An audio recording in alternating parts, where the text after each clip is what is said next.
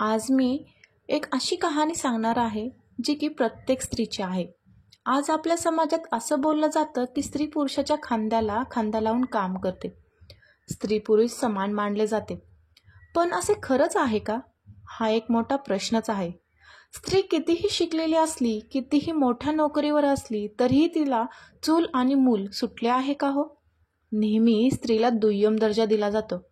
कितीही ladies first म्हटलं तरीही जेव्हा मुलगी लहान असते तेव्हा आईबाबांना जे बोलतात तेच करावे लागते.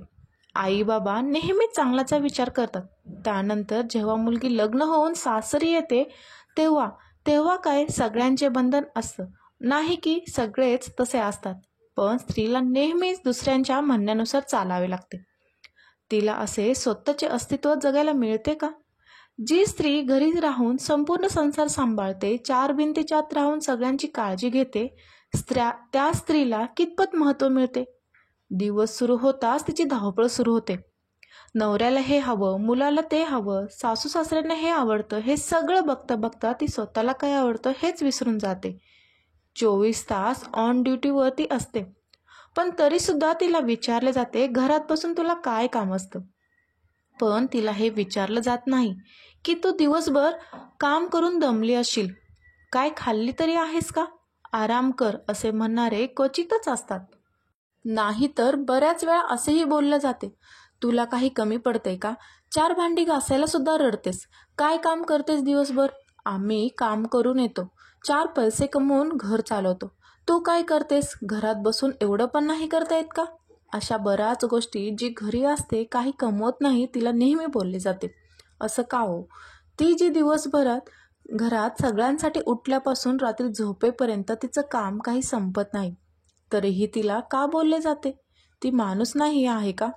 की फक्त काम करायचं मशीन आहे? तिला मन नाही का? तिला स्वतःची आवड निवड जपण्याचा अधिकार नाही का हो? का ती स्वतःच्या मर्जीने काही करू शकत नाही? 1 रुपया जरी खर्च करायचा असला तरी तिला विचार करावे लागते. असं का?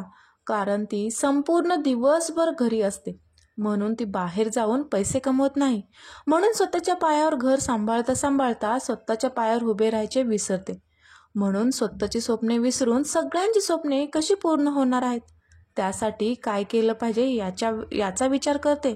म्हणून का तिला विचारले जाते तू कुठे काय करतेस, तुला काय कळतं, हे कितपत योग्य आहे हो?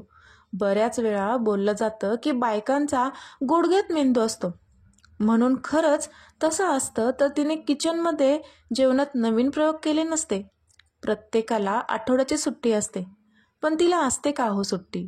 उलट सुट्टीच्या दिवशी तिला जरा जास्तीचेच कामं असतात.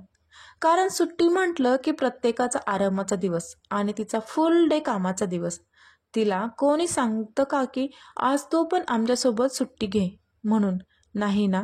100 मधल्या 10 घरातच असं काहीतरी होत असेल, तिला समजून घेतलं जात असेल.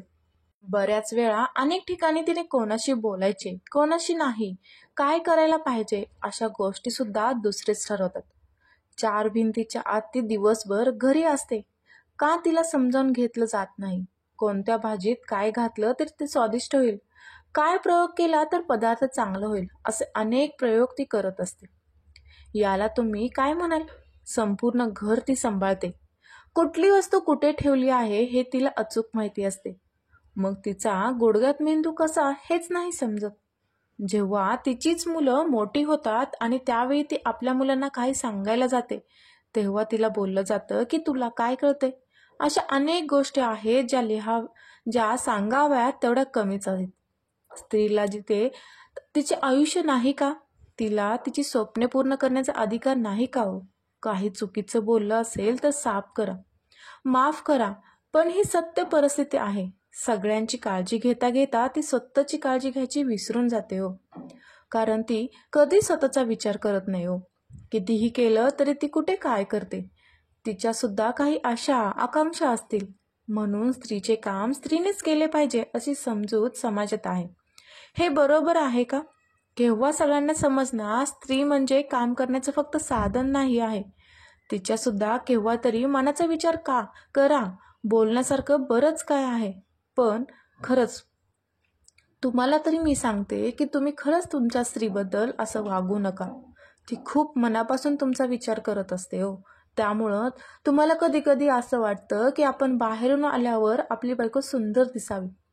पण खरंच तिला वेळ भेटतो का हो स्वतःला एवढं सुंदर आणि स्वतःला एवढं ठीकठाक ठेवण्यामध्ये? तुम्ही का तिच्या पाठीमागचं कारण जाणून घेत नाही? तर हे ही जर गोष्ट तुम्हाला आवडली असेल तर कमेंटमध्ये मला नक्की सांगा आणि तुमच्या मनातील भावना ही कमेंट करायला विसरू नका.